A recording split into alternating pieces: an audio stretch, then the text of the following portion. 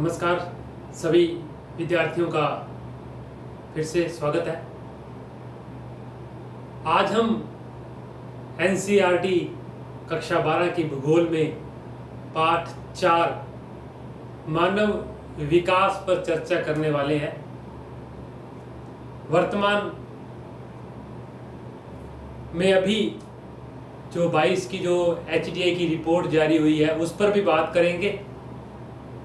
मानव विकास जो कि वृद्धि और विकास जो दो बिंदु चलते हैं उनमें से विकास का एक बिंदु जो कि इस पाठ में किन किन बातों का जिक्र किया गया है। एक तो हमें मानव विकास की अवधारणा किन्होंने दी, कब इसकी रिपोर्ट प्रकाशित हुई। दूसरा, हम मानव विकास के 3 बड़े बिंदुओं पर बात करेंगे। मानव विकास के 4 स्तंभ यानी 4 पिलर्स कौन से हैं। दूसरा, हम मानव विकास के 3 घटकों पर बात करेंगे। साथ में मानव विकास की अप्रोच यानी उसके जो 4 उपागम हैं उन पर बात करेंगे इस पाठ के अंदर। तो कक्षा 12 की भूगोल पुस्तिका के में मानव भूगोल के मूल सिद्धांत का पाठ नंबर 4। सबसे पहले एक अवधारणा पर बात करते हैं कि आपकी किताब का पहला बिंदु है, एक तरफ है वृद्धि और एक तरफ है विकास, यानी ग्रोथ और डेवलपमेंट में क्या अंतर है।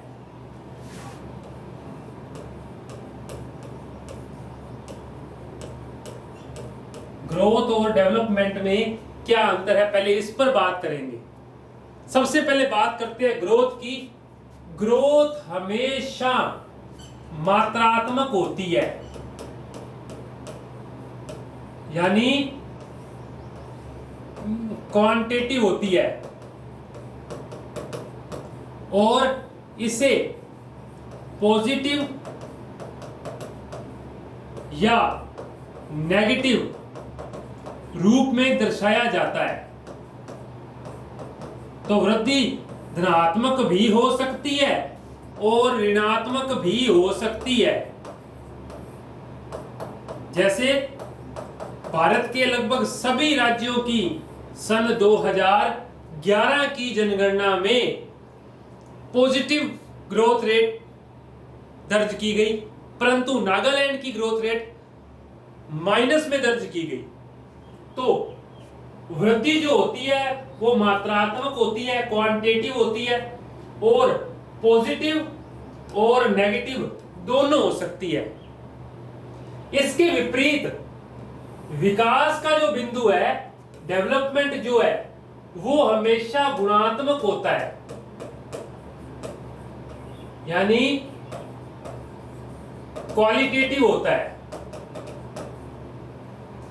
दूसरा, विकास हमेशा तभी होगा, यानी विकास तभी होगा जब आपकी वृद्धि पॉजिटिव होगी, यानी सकारात्मक वृद्धि से ही विकास संबंधित है। अगर आपकी वृद्धि ऋणात्मक है तो विकास नहीं होगा, परंतु यह जरूरी भी नहीं है कि विकास हमेशा वृद्धि के साथ संबंधित हो। तो हम दोनों बातों का ध्यान रखेंगे कि विकास और वृद्धि 2 बिंदु हैं, तो यह जरूरी नहीं है कि सकारात्मक वृद्धि से सदैव विकास नहीं होता, यह ध्यान रखेंगे। परंतु विकास ज्यादातर तभी संबंधित है जब वृद्धि क्या होगी, सकारात्मक होगी, परंतु उससे पूर्ण रूप से रिलेट भी नहीं करता ये। ठीक है, तो पहले ये 2 बिंदु हैं। हमसे प्रश्न आ सकता है वृद्धि व विकास में अंतर बताइए। तो वृद्धि हमेशा मात्रात्मक होती है, विकास गुणात्मक होता है। वृद्धि पॉजिटिव और नेगेटिव होती है, परंतु विकास तभी होगा जब सकारात्मक वृद्धि होगी, परंतु यह उस पर निर्भर भी नहीं करता है। और इसे 2 रूपों में दर्शाया जा सकता है। हमने एग्जाम्पल के साथ इसे समझा है। अब अगली बात, अगला बिंदु है मानव विकास।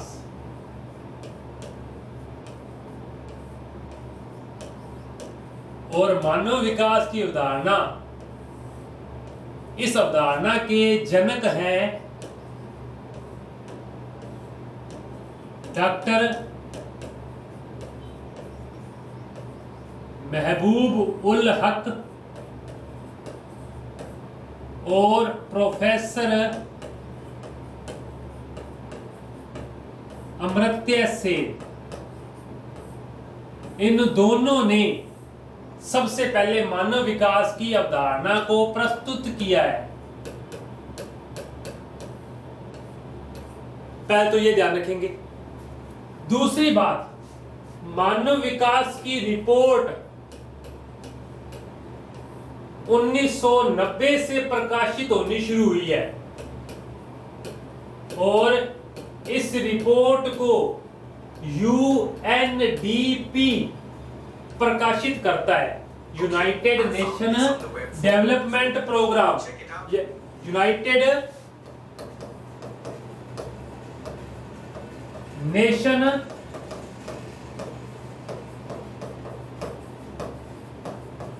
डेवलपमेंट प्रोग्राम यानी संयुक्त राष्ट्र संघ का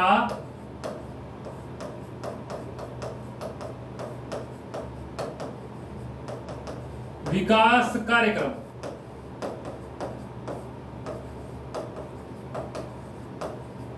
ये इस रिपोर्ट को प्रकाशित करता है। ध्यान रखेंगे कि सबसे पहले डॉक्टर महबूबुल हक और प्रोफेसर अमर्त्य सेन ने इस पर कार्य किया। डॉक्टर महबूबुल हक, एक अच्छी बात ध्यान रखेंगे, डॉक्टर महबूबुल हक ने मानव विकास को इस प्रकार से परिभाषित किया है। वो कहते हैं कि किसी भी देश का मानव विकास तब होता है जब वहां के रहने वाले लोग अपने विकल्पों में क्या करते हैं, वृद्धि करते हैं। अपने विकल्पों में वृद्धि करते हैं। ये बात डॉक्टर महबूबुल हक कहते हैं कि मानव विकास तभी है जब वो अपने विकल्पों में क्या करते हैं, वृद्धि करते हैं। क्योंकि जब विकल्पों में वृद्धि होगी तो जीवन में क्या आता है, सुधार आता है। तो जीवन में सुधार आता है। ये बात डॉक्टर महबूबुल हक की है, हम इसे ध्यान रखेंगे भी। ठीक है। अब दोनों के दोनों एशियाई अर्थशास्त्री हैं, ध्यान रखेंगे, दोनों के दोनों एशियाई अर्थशास्त्री हैं और दोनों ने ही मानव विकास के क्षेत्र में उल्लेखनीय कार्य किए हैं। तो मानव विकास के जनक, मानव विकास की रिपोर्ट कौन प्रकाशित करता है, और डॉक्टर महबूबुल हक के अनुसार मानव विकास क्या है, विकल्पों में वृद्धि। क्योंकि अगर विकल्पों में वृद्धि होगी, हमें चुनने के अनेक अवसर मिलेंगे, तो मानव विकास जो है वो लोगों के जीवन में सुधार लाएगा और इससे मानव विकास जो है वो अच्छा होगा। चलिए, अमर्त्य सेन वो इस बात को जोड़ते हैं स्वतंत्रता में वृद्धि से। प्रोफेसर अमर्त्य सेन इसे स्वतंत्रता में वृद्धि से देखते हैं। यानी ये भी हुई बात, हमें अपनी बात कहने का अवसर प्रदान करने की बात जो है वो डॉक्टर अमर्त्य सेन ने कही है। तो पहले मानव विकास, इस पाठ में क्या पढ़ने वाले हैं, वृद्धि और विकास में क्या अंतर है, और फिर मानव विकास का जो मेन जो परिभाषिक जो भाग है उस पर हमने चर्चा की है। अब इस चैप्टर में मानव विकास के प्रमुख 3 बिंदु हैं। सबसे पहले बात करेंगे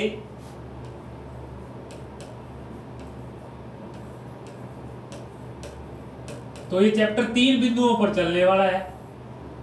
सबसे पहले है मानव विकास के स्तंभ, और स्तंभ कितने हैं, 4 हैं। सबसे पहला स्तंभ है समता, दूसरा स्तंभ है उत्पादकता, समता, और दूसरा है सतत पोषणीयता, तीसरा उत्पादकता, और चौथा है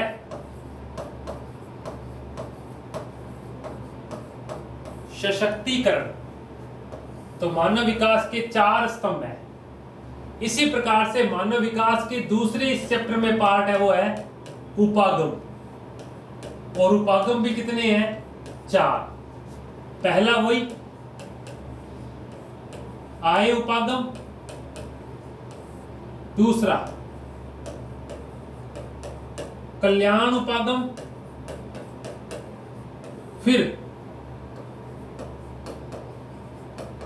आधारभूत उपागम, इसे न्यूनतम आवश्यकता उपागम भी कहते हैं,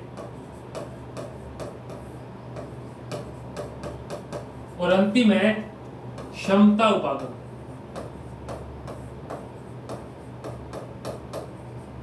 ये मानव विकास के 4 उपागम पर बात करेंगे। इसके बाद में हम मानव विकास के घटकों पर बात करेंगे, और ये कितने हैं? 3 घटक है मानव विकास के। पहला घटक है प्रति व्यक्ति आय,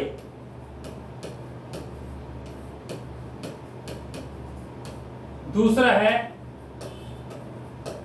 जीवन प्रत्याशा, जिसे कि स्वास्थ्य से जोड़कर देखा जाता है, और तीसरा पॉइंट है इसमें प्रति व्यक्ति आय, जीवन प्रत्याशा और साक्षरता। 3 मानव विकास के घटक हैं। तो पहले तो अब हम किन बिंदुओं पर बात करने वाले हैं? पहले 4 स्तंभों पर बात करने वाले हैं। समता, सतत पोषणीयता, उत्पादकता और सशक्तिकरण। फिर है 4 उपागम आय, कल्याण, आधारभूत या न्यूनतम आवश्यकता उपागम, क्षमता उपागम। फिर 3 घटकों पर बात करेंगे, प्रति व्यक्ति आय, जीवन प्रत्याशा और साक्षरता। पहले तो ये क्या प्रमुख बिंदु हैं और इनका क्या क्या महत्व है, इन पर बात करनी शुरू करते हैं अभी। चलिए सबसे पहले 4 स्तंभों पर बात करते हैं।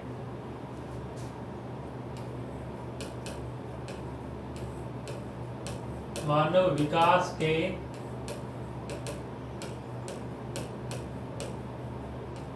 स्तंभ,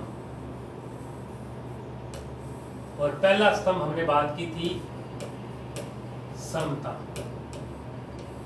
पॉइंट लिखा हुआ है समता, और समता का मतलब होता है समानता, यानी सभी लोगों को समान अवसर उपलब्ध हो।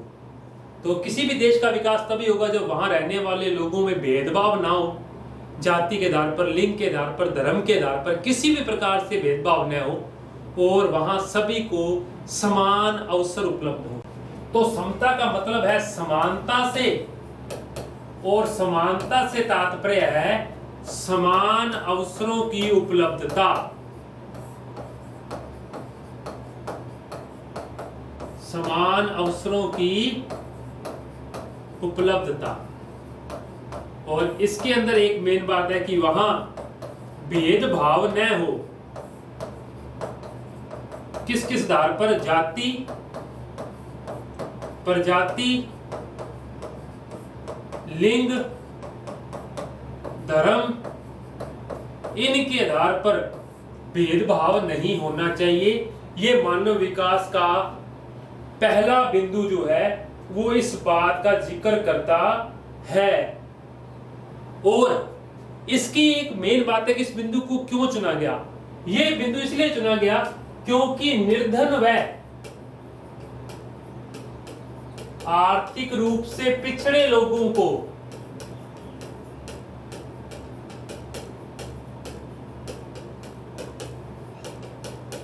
समानता का अवसर नहीं मिलता।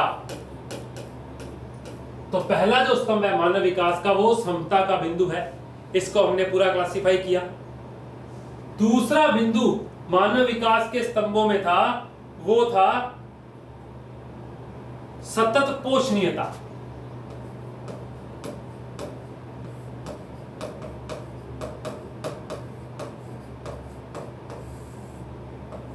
इसका मतलब है संसाधनों के उपयोग से है, संसाधनों के उपयोग से या संसाधनों के निर्वहन से है।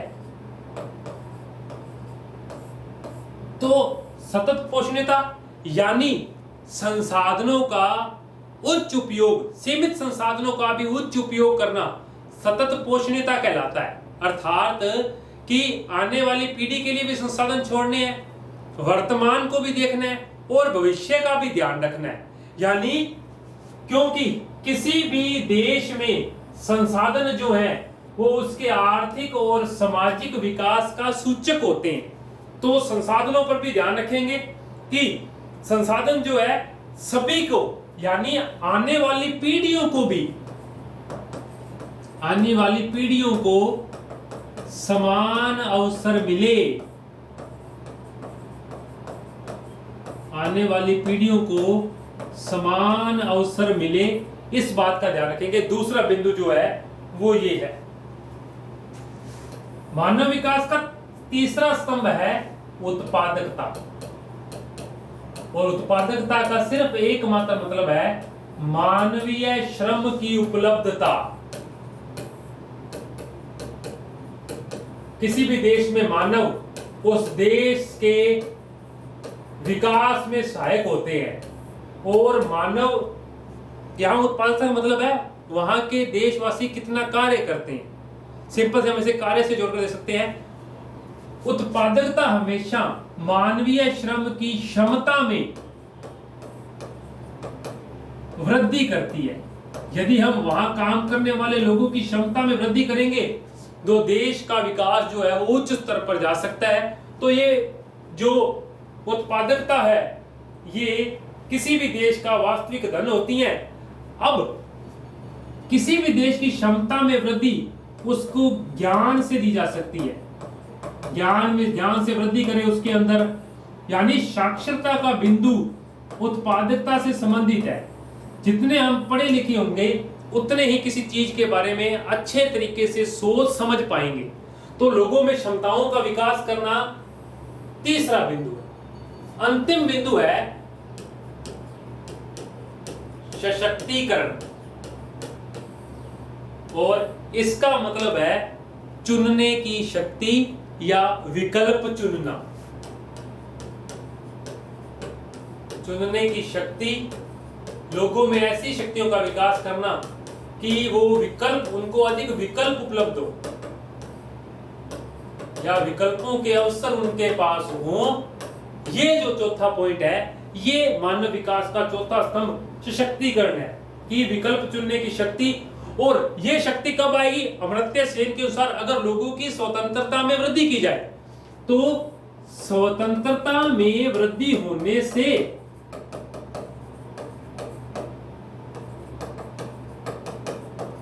ये जो शक्तिकरण का बिंदु है ये अच्छे तरीके से कार्य करता है भी, ठीक है। और इसमें शक्तिकरण में सरकारी नीतियां भी जो है अच्छे तरीके से अपना इंपॉर्टेंस रखती हैं। लोक उन्मुख नीतियां होंगी, लोगों के विकास के लिए नीतियां बनाई जाएंगी, तो वो देश जो है अच्छे तरीके से विकास कर सकते हैं। तो मानव विकास के चार स्तंभों में पहला समता, समानता से है, सबको समान अवसरों की उपलब्धता। दूसरा सतत पोषणीयता, संसाधनों के उपयोग और निर्वहन से है कि पीढ़ियों को समान अवसर मिले। उत्पादकता जो है मानवीय श्रम की उपलब्धता, यानी क्षमता और ज्ञान में वृद्धि हो। और सशक्तिकरण है चुनने की शक्ति, विकल्पों के अवसर उनको प्राप्त होने चाहिए। ये मानव विकास के चार पहले स्तंभ थे। अगले पर बात करते हैं। अगला बिंदु जो हमारे पास है वो है मानव विकास के उपागम।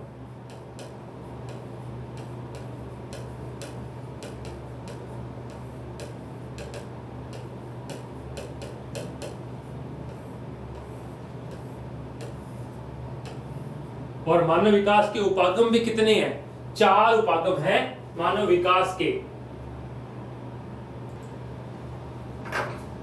तो अब हम मानव विकास के चार उपागम पर बात करेंगे कि ये चार उपागम कौन कौन से हैं। अब मानव विकास के चार उपागम पर जो हमें मेन बिंदु ध्यान रखने हैं वो ध्यान रखने हैं। पहला उपागम जो है वो आय उपागम है। पहला उपागम कौन सा है? आय उपागम। अब आय उपागम सिंपल सी बात है, हम विकास को आय से जोड़कर देखते हैं। जिन देशों की आय अधिक होगी उन देशों का मानव विकास भी क्या होगा, अधिक होगा। तो उपागम का मतलब ऐसे अप्रोच से होता है, यानी इस बिंदु की पहुंच कहां तक है। तो पहली पहुंच जो है वो आय से है, यानी सिंपल सी बात। अब आप सामान्य तौर पर हमारे समाज में भी देख लें कि किसी भी चीज को आय से जोड़कर देखा जाता है कि उसके पास अधिक पैसा है तो उसका मानव विकास, उसका रहन सहन, उसका जीवन स्तर जो है वो अच्छा होगा। तो पहला उपागम आय है, यानी विकास को किससे रिलेट किया गया है, आय से रिलेट किया गया है। आय के साथ विकास को जोड़ा गया है कि जिन देशों की आय अच्छी है या जिन लोगों की, तो वो उन देशों का विकास भी क्या होगा, अच्छा होगा। अब इसमें मेन बात, आय उपागम मानव विकास का सबसे पुराना उपागम है। मानव विकास का सबसे पुराना उपागम कौन सा है, आय उपागम है। यानी आय का स्तर ऊंचा होगा तो मानव विकास का स्तर भी क्या होगा, ऊंचा होगा। ये मानव विकास का पहला उपागम कहता है। दूसरा उपागम जो है वो है कल्याण उपागम। दूसरा उपागम जो है वो है कल्याण उपागम। अब इसमें सिंपल सी बात कि मानव की जो मूलभूत आवश्यकताएं हैं, वर्तमान में ये शिक्षा, स्वास्थ्य और सुरक्षा है। तो शिक्षा, स्वास्थ्य, सुरक्षा, हम इसमें रोटी कपड़ा और मकान भी जोड़ सकते हैं, भोजन, वस्त्र और आवास जो है वो भी इसमें जोड़ सकते हैं।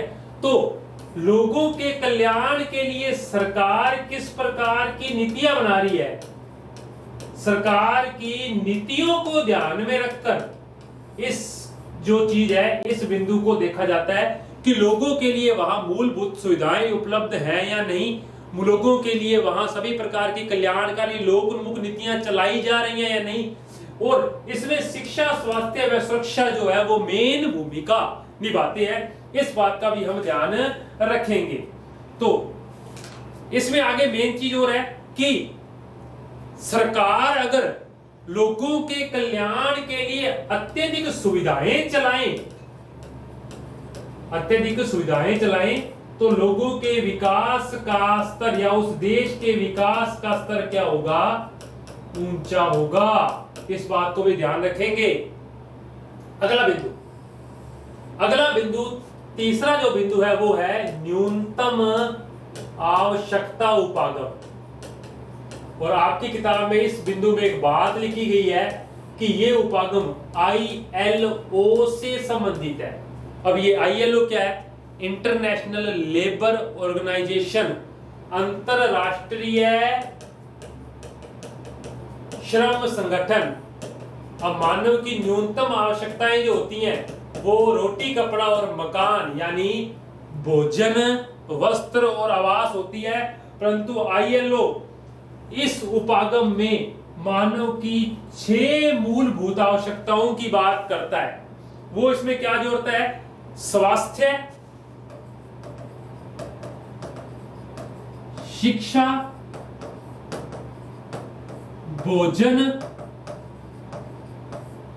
जल,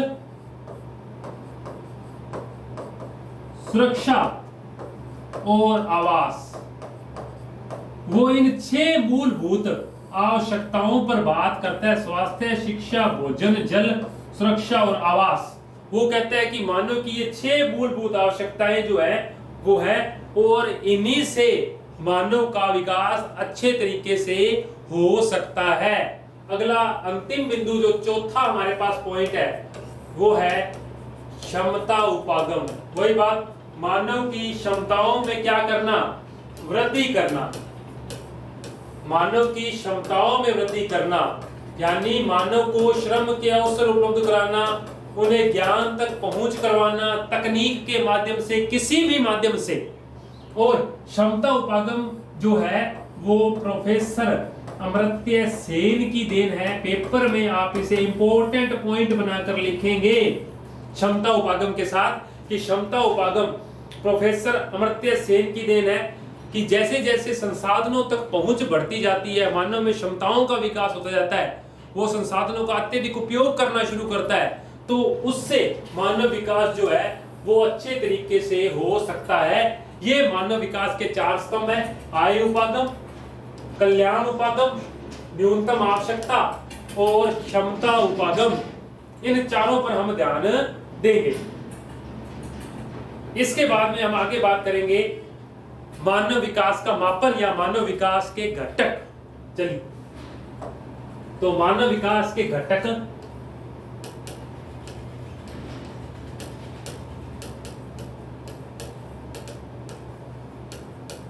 या इसका मापन किस प्रकार से करते हैं, ये बिंदु इंपॉर्टेंट है। तो मानव विकास जो है वो 3 बिंदुओं से संबंधित है। अभी हम बात की कि मानव विकास के 3 घटक है।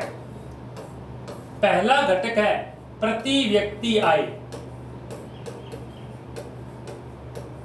जिन देशों में लोगों की प्रति व्यक्ति आय अधिक है, उन देशों का मानव विकास का स्तर क्या होगा? ऊंचा होगा।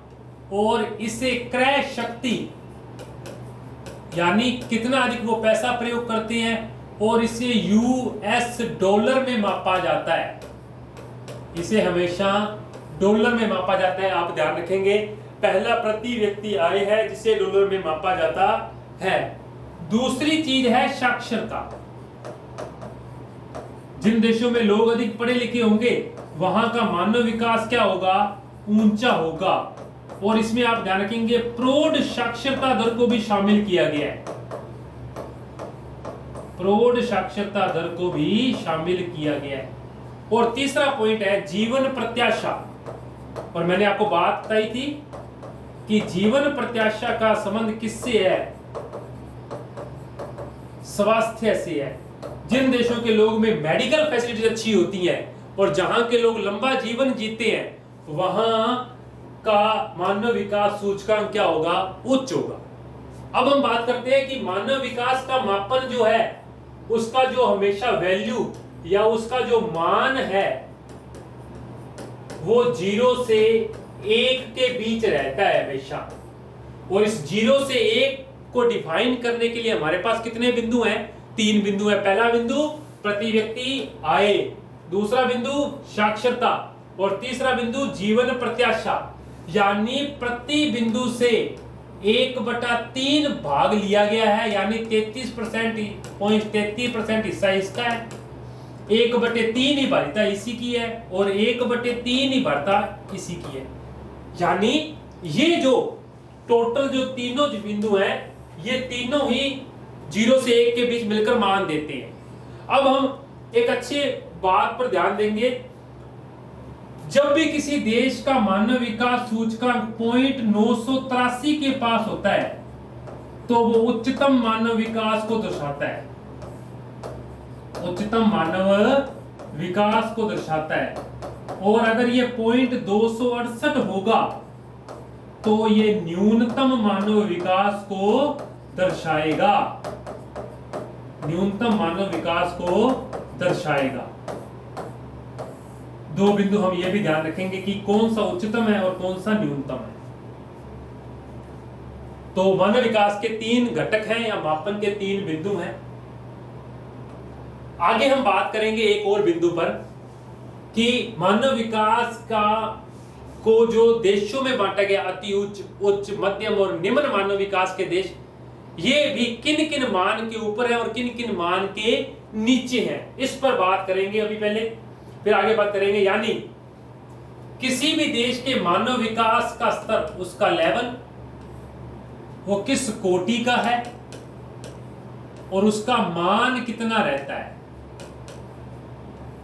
यानी यहां मैं बात करूं कि उन कितने देशों की संख्या है, कोटि संख्या को बताती है, रैंक को। चलिए, यदि मानव विकास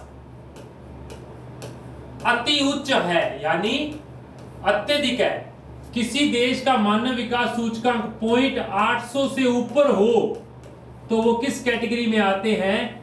अति उच्च कैटेगरी में आते हैं। और दुनिया में वर्तमान में ऐसे 59 देश हैं, ऐसे 59 कंट्रीज हैं उसी प्रकार अगर उच्च मानव विकास में दुनिया में 53 देश हैं, 0.700 से लेकर 0.799 तक के मान वाले देश किस में आते हैं? उच्च में आते हैं। फिर है मध्यम, 0.550 से लेकर 0.699 तक के मान वाले देश जो है वो मध्यम मानव विकास में आते हैं, और इसमें 39 देश है। और फिर है निम्न मानव विकास के देश, जिसमें 38 देश है, 0.550 से कम, 0.550 से कम। ये मानव विकास कुछ इस प्रकार से दर्शाए जाते हैं कि दुनिया में अगर इन्हें आप कंट्रीज वाइड बांटेंगे, अति उच्च में तो उनका मान 0.800 से ऊपर होगा, उच्च में 0.700 से 0.799 वाले होंगे, मध्यम में 0.550 से 0.699 तक, और निम्न में 0.550 से कम वाले। अब हम विश्व में टॉप 5 कंट्रीज और लोवेस्ट 5 कंट्रीज की बात करते हैं। किन देशों का HDI यानी मानव विकास सूचकांक